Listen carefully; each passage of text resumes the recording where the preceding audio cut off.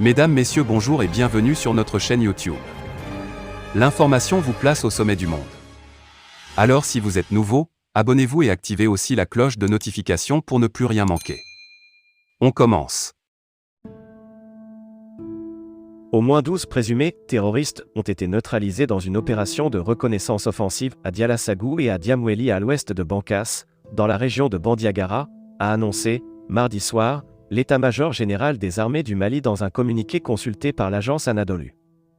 Dans la région de Bandiagara, les forces armées maliennes, FAMA, ont, au cours d'une reconnaissance offensive le 24 mai 2022, vigoureusement réagi à des attaques terroristes dans les zones de Dialassagou et Diamweli, respectivement situées à 38 et 40 km à l'ouest de Bankas, a indiqué le directeur de l'information et des relations publiques des armées, DIRPA, le colonel Souleymane Dembélé.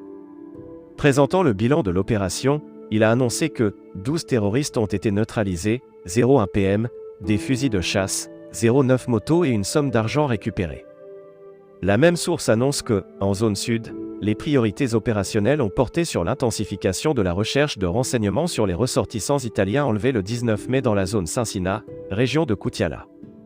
Pour rappel, un couple italien avec enfants et un Togolais ont été enlevés dans la nuit de jeudi à vendredi dernier par des hommes armés non identifiés à Saint-Sina dans le cercle de Koutiala près de la frontière avec le Burkina Faso. En outre, l'état-major général des armées rassure que les actions de recherche de renseignement, de surveillance, de poursuite et de neutralisation des terroristes dans les sanctuaires se poursuivront, et leurs interpellations dans les zones urbaines continueront.